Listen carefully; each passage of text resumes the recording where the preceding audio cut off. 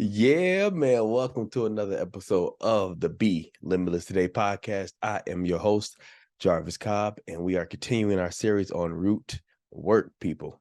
And for those that don't know, root work is a practice of accountability and ownership, starting with creating change within yourself. So everybody that's been watching understands that through this series, I've been going through, and for the last couple of years, any spiritual video I've watched, any sermon I've watched, any motivational video I've watched, if there was a quote, a saying, or something that sparked thought in me, I wrote it down on a sticky note.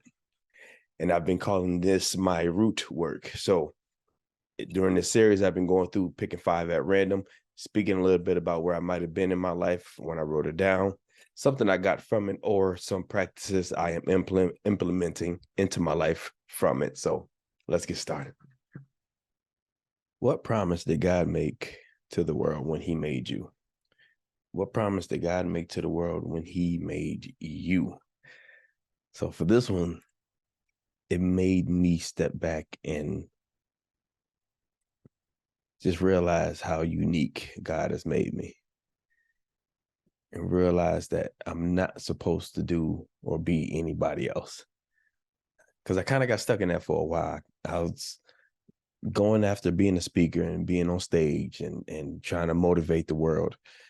Eric Thomas is somebody I look up to in that aspect. And for a while there, I started thinking like, man, I'm not as dynamic as him. I'm not as loud and boisterous, and I'm not as animated and energetic as he is. And it took a long time before God gave me the thought, I don't need another Eric Thomas. That's the thought I got when I was praying about it. Like, what am I supposed to do? How am I supposed to get to that level? How am I supposed to do what he's doing? And God gave me the thought of, I don't need another Eric Thomas. I got one. I made him, and he's doing what he's supposed to be doing.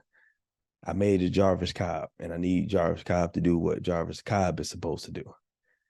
So this brought me back to just not comparing myself and not trying to be this image that I think I should be and do what I think I should be doing, but more so do the work within myself, learn about me, study myself, analyze what I like, what am I good at, what comes naturally to me, and then do that and be the Jarvis Cobb, so then I can give to the world what God promised to the world through me, doing my part, doing my job.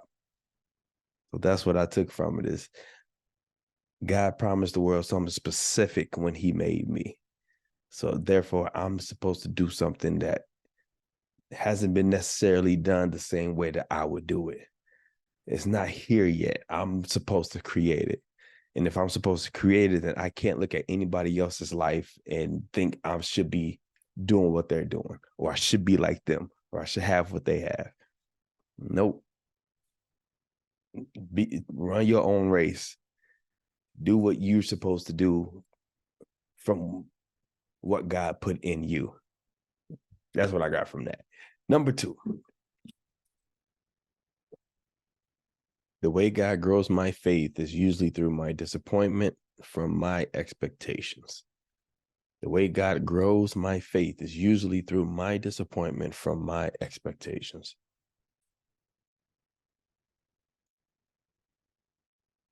This one spoke to me about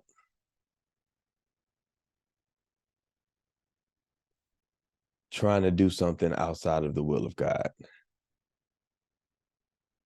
and more so doing something and not praying on it, not allowing God in, just thinking that I know what's best, that I need to make a move, that I need to control it, that things aren't moving quick enough for me. I'm not growing fast enough. I'm not making enough money right away. I'm not getting relationships. So therefore, I need to do more. And through this, it's those going after those things the way I think I should go after them.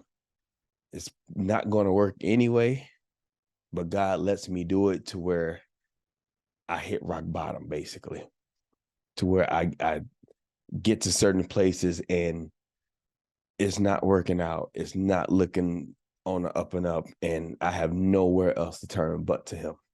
So hitting that rock bottom, throwing my hands up, saying, I can't do nothing else. I don't know what to do. It's not working. So now all of my faith is in him.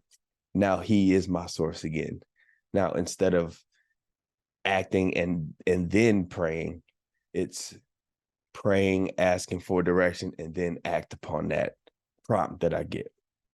It's going into a situation, not having to know the full outcome of it, but still having faith enough to know I'm taking God in with me. So I'm ready to go do this thing, and whatever happens, happens. But God is going to be with me as I go in and do this thing. So it's just having him on the journey.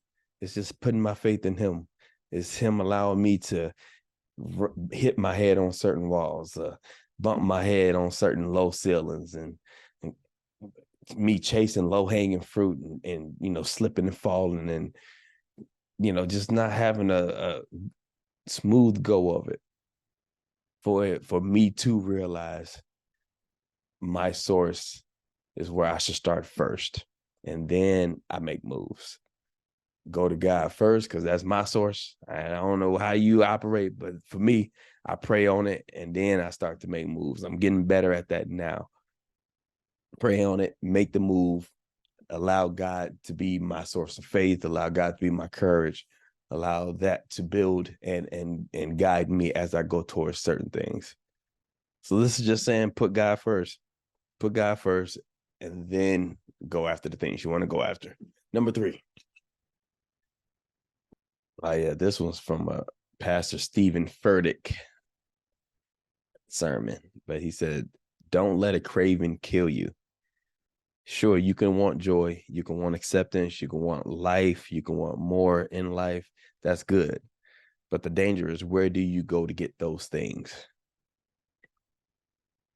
What is your source?" That's what this was telling me, is watch what you make your source. So if you think that the people in your life, your spouse, your family, your friends, they should treat you a certain way in order for you to be happy, or they should do certain things for you in order for you to have happiness and have joy in your life, that is the craving that's going to kill you. Because one, people are always going to disappoint you. That's just the fact. They're not built to satisfy your cravings and your needs and to give you things that you want. So from your side, you are going to be disappointed if you put your level of happiness into somebody else or into something else. This is also speaking to addictions. If the only time you get peace is when you take a drug, when you go to a club, when you are finding outlets that are not the healthiest. A lot of people go to food as well. If you keep allowing those outlets to be your outlets and thinking that it's curbing your cravings, those things can eventually kill you. They can kill your life. They can kill the things you're going after. They can take you all the way off track. So this is being mindful of, where do I go to in certain times of stress, in times of sadness, in times of when I'm feeling inadequate or when I'm feeling low. What do I go to? Do I go to video games? Do I go to porn? Do I go to outside sources? Do I go to what? Drugs, alcohol, weed, the hard stuff, what is it? What do you go to? And thankfully, I've never had the addiction bug in me, so that's never been a big thing for me. But I did get to a certain point to where I was looking for outside sources for my happiness. I was looking for outside sources for my joy. Looking at my wife, looking at my family, thinking that they're supposed to be doing things to make me happy and to help me be more joyful in life.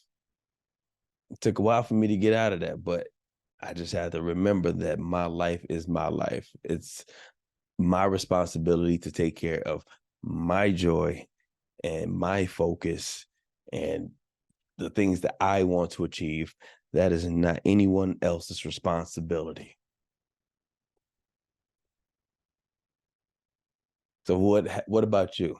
If you were to analyze your life, analyze the things that you run to when you're feeling down, when you're feeling sad, when you think your happiness levels or your joy levels are low, when you feel like you are behind the eight ball and you can't quite catch up.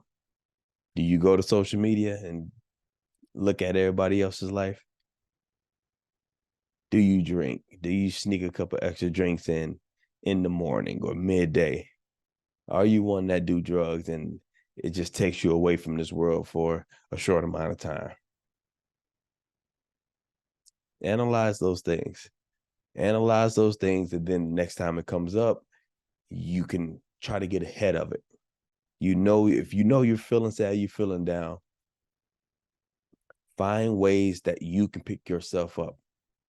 That's what this is telling me, is find ways that you can pick yourself up that are not lead you down a path of more sickness or more health issues or possible death.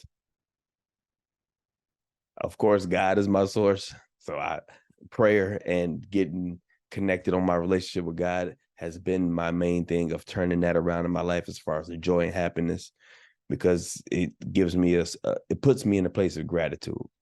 It puts me in a place to remember what I've already been blessed with, what I currently have, where I started to where I am now. I mean, if you allow yourself to really think about the things that you are grateful for, I mean, it could change your mindset and your perspective very quickly. So I encourage you to do that. If you are feeling down, feeling low, there are things in your life that you can be grateful for. And number one is just having breath and just having life, period. Because everybody didn't get a chance to do that this morning. I'm going to just leave that there. Number 4, let's go. I like this one. The enemy uses discouragement first. Example, it's never going to happen. It's never going to change. Like, it's never going to be. And if that doesn't work, now he uses a delay to try to get you to believe you were crazy to think God would do that in your life. So this is also Steve Furtick. I mean, he's just he's been preaching and speaking in a way that I can really understand the principles of stories in the Bible. And I mean, he's been just a blessing that I've been able to find online. But with this, it's first it's discouragement, then it's a delay. So the devil, the enemy, whatever you want to call it, your mindset, the thoughts that you don't necessarily ask to come in, but they find their way in. There's a pattern to it. That's a big thing to learn, is your thoughts have a pattern. So this pattern is, first is discouragement. First is, that's not for me, or that's not going to happen for me. Whenever you're going after something, whenever you want a blissful relationship, whenever you want to get a new position at work, whenever you want to start a business, whenever you want to start a podcast, if you want to start a clothing company, if you want to write a book, if you want to speak on stages, the first thoughts that come in are, man, that might not be my calling, or I don't have the skills for that, or man, I don't think I'm ever get that chance to get that big break. I don't think they're ever going to give me that promotion. I may not be worthy of being in the place of great people and being praised for a skill that I have. Like, all these thoughts come in. So it's just discouragement. It's countering everything that you want to achieve. Those thoughts come in to counter it. But if you are one that's able to get past that, now it's the delay part. Oh, I started too late. look, this is taking too long now. I should have been past this point I should have been past at this point in my life. I should be way further along. Oh, I've been doing this for 5 years and I'm still not. Oh, I've been doing it for 10 years and I still don't have a big following. I still don't have the stage presence. I still don't have the relationships. I still don't have the promotion. I still don't have the amount of money I'm supposed to be making. So now that delay is making you feel like you're behind. It make you feel like if God was going to do it, he would have done it already. So obviously he's not. But these are just tactics of the enemy to get you to stop. It's to get you to quit. And with this, I'm super guilty of this. It's the discouragement part is subtle for me because I don't necessarily say negative things about myself, but I also sometimes don't speak the positive side either. I just kind of stay quiet. I'm one of those where I won't say nothing bad, but I might not say anything at all. And I need to get better at speaking those positive things, saying it out loud, letting it come out of my mouth into my ears, back to my brain, just to tell my brain what the real deal is going to be. And the delay part, man, I've been doing Be Limitless Today since 2011. So we coming up on 12 years. So to say that I ain't been on myself about, man, you've been doing this for 12 years and you still ain't, you've been on here for 12 years and you still don't have, oof, that one right there, that one hit home for me. So that's the learning part I need to be better at, is understanding that God's timing is God's timing, and understanding that everything in my life that's happened is working out the way it's supposed to work out. And I've always thought that too. That's the tricky part, is I've always felt like my life has went in a really good progression.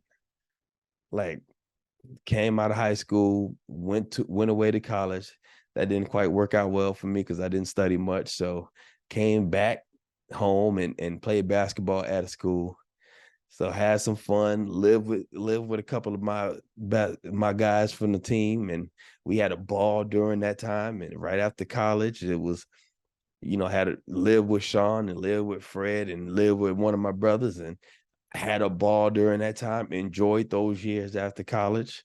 And then met my wife at 26 years old, started dating. We dated for 6 months before we really made a commitment to each other. And then from there, we got our first apartment. We got the dog. We build our lives. We bought our first home. We had our first child. I started getting the bigger jobs. I'm making more money now, able to do more for us as a family. And I felt like I've been able to enjoy every stage of my life. And to think that God has set my life up like that to where I can enjoy that, but he won't do that in the business part of my life as well, to where maybe these 12 years is what I needed to, was what they say, sharpen your teeth or cut your chops or sharpen your chops in that time frame.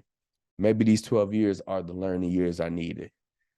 Maybe this was the time I needed to go through some tough stuff, go through some tough decisions, be able to be consistent, continue to call something as if it is when it's not. Continue to say, Be Limitless Today is my brand. This is what I do. Even continue to say I'm a motivational speaker, even if I may not have been on the stage in a while, or I may not have, talked in front of a group of people in a while. Continuing to build that foundation to where when he does take me to that next level, I understand what it really takes. I understand how to start something that's not there, how to start something from scratch. And if it all falls apart, I really have the tools to do it all again. And to grow some patience. And it's not going to happen at your timeline, dude. It's not going to happen when you think it's supposed to, how it's supposed to. You are on this journey. So just be on the journey. And when the next stage comes, enjoy that stage, but be present.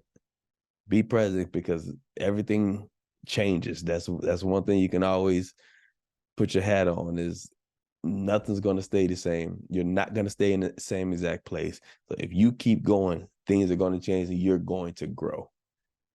But don't miss out on this present moment just because you're looking into the future all the time. Number 5, man. I think I'm about to be a little long-winded on this one, man. I apologize. Or do I? I really don't apologize. It'd be all right. Y'all kicking it with your boys, so it's all good. Number 5. Come on. For God to work, you must take it in your hand. You were built to handle it. For God to work, you must take it in your hand. You were built to handle it. This plays off of the story with Moses and the staff. And it's the idea that something that doesn't seem like a big deal. I mean, the staff was made of stick. It was a walking stick in essence. And to most people, that's all it will ever be. But when Moses took it in his hand, he was able to do so much more with it because that's the tool that God decided to use with him. So this was telling me to look in my life, analyze the things that I have available to me, and then take it in my hand, pick it up, take action towards it. And one of them, it was actually these videos. I bought this camera almost a year ago, and it's a quality camera. I got all the tools, all the lighting, the microphones, the computers, and whatever else I need. But I wasn't shooting videos. I wasn't creating any content for a long time. So I had to think about, what can I do? What do I have at my disposal? What has God already blessed me with that I'm overlooking? This is a table that I've built. Be Limitless today is a table that I've built. So I can come on this table and do whatever I want to do, create whatever I want to create, and I don't have to ask permission to anybody. This is what God has given me. I got this idea sitting in a faith conference in 2011. I was in Bill Winston's church. Jesse Duplantis was preaching. I was sitting on there's 3 main sections on the bottom row or the bottom floor area. I was sitting on the right section right here. I was about 6 rows back. Jesse Duplantis said one sentence, and that one sentence just sparked a whole idea in my head, and Be Limitless Today was born from that. So now that I've built this table and created this table and built this brand to where even some of the people I haven't talked to in the longest time, when I do speak to them again, Be Limitless comes up. They call me Mr. Limitless or Be Limitless Today, or they know about the brand. Like, the brand the table is built. The table is built. So take it in your hands, son. Do what you're supposed to do with it. Most people just see all this equipment, all these cords and all these lights and stuff, and they don't have the same vision that you do.